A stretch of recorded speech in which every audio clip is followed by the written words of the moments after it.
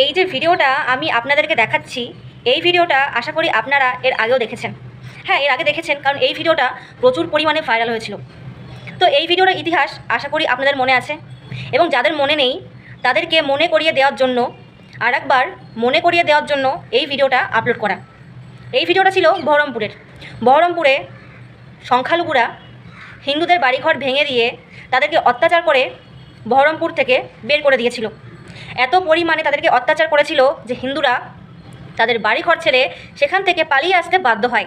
তারা পালিয়ে এসেছিল মালদা জেলায়, এবং মালদা জেলার একটা স্কুলে তারা আশ্রয় নিয়েছিল, এবং সেই স্কুলের মাঠে তাদের জন্য খাওয়া দাওয়ার ব্যবস্থা করা হয়েছিল। আর এই ভিডিওটা সেখানকারই একটা ভিডিও। এই ভিডিওটা আমি যেখান থেকে ডাউনলোড করেছিলাম তার কমেন্ট বক্সে প্রচুর পরিমাণে কমেন্ট এসছে। তার মধ্যে আমি জাস্ট দুটো কমেন্ট আপনাদেরকে দেখাবো। ফার্স্ট কমেন্ট দেখুন, আমি স্ক্রিনে দিয়ে দিচ্ছি, যে ভিডিও শ্যুট এবং নাটকটাও সুন্দর হয়েছে। ভিডিও শ্যুটটাও সুন্দর হয়েছে, নাটকটাও সুন্দর হয়েছে। না, এই ভিডিওটা না তেমন খুব একটা ভালো কিন্তু শ্যুট হয়নি।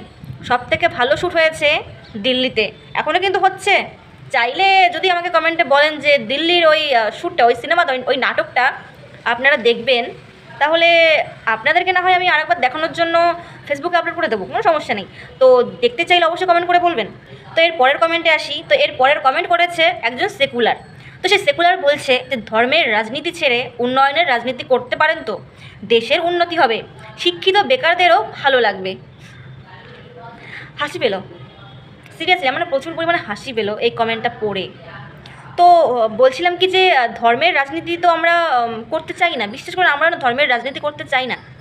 যদি আপনারা আমাদের হিন্দু ধর্মকে একটু ভালোবাসতেন, একটু সম্মান করতেন, তাহলে বিশ্বাস করুন আমরা এই ধর্মের রাজনীতি করতাম না। না, আমরা কিন্তু ধর্মের রাজনীতি করি না, আমরা জাস্ট আমাদের অধিকারের রাজনীতি করি। আমরা আমাদের অধিকারের রাজনীতি করি। আর এই যে বলছেন যে শিক্ষিত বেকারদের ভালো লাগবে, কেন? মানে ধর্মের রাজনীতি না করলে, উন্নয়নের রাজনীতি করলে শিক্ষিত বেকারদের ভালো লাগলে তো বুঝলাম, কিন্তু কেন? কিন্তু আমরা কেন করবো বলুন তো? আমাদের পিসিমণি মাননীয় মুখ্যমন্ত্রী মমতা বন্দ্যোপাধ্যায় তো 1,500 টাকা করে দিচ্ছে শিক্ষিত বেকারদের। তাদের যোগ্যতা অনুযায়ী পারিশ্রমিক, চাকরির বদলে 1,500 টাকা করে তো ভাতা দিচ্ছে। তো আশা করছি আপনি চাকরি করেন না কি করেন আমি জানি না, যদি আপনি শিক্ষিত বেকার হন তাহলে তো নিশ্চয়ই আপনিও এই টাকাটা পেয়েছেন। তো আশা করি যে এতে তো আপনার খুব ভালো লাগছে, মানে আপনি যে শিক্ষিত বেকার, তো ভাতা পেয়ে তো আপনার খুব ভালো লাগছে। তো আমরা ধর্মের রাজনীতি করি না কিসের রাজনীতি করি সেটা না হয় আমাদের উপর ছেড়ে দিন। আপনারা অন্য ধর্ম নিয়ে রাজনীতি করতে পারবেন, সেই বেলায় কোনো দোষ হবে না, কিন্তু আমরা যখন আমাদের ধর্ম নিয়ে জাস্ট কথা বলবো, প্রতিবাদ করব, ব্যাস ধর্মের রাজনীতি নাকি আমরাই করছি।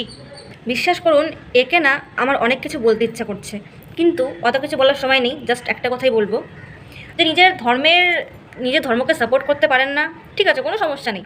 আপনি সেকুলার হয়েছেন, সেকুলার বাবু হয়েছেন, খুব ভালো কথা, কোনো সমস্যা নেই।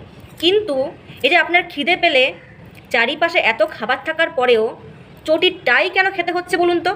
মানে চটি ছাড়াও তো আরও খাওয়ার জন্য অনেক কিছু আছে, তাহলে আপনি কেন চটিটাই খাচ্ছেন? আরে ব্যাস, দেখেছো, আমি নিজেই ভুলে গেছি। আরে আপনারা তো সেকুলার, আর সেকুলাররা তো চটি খায়।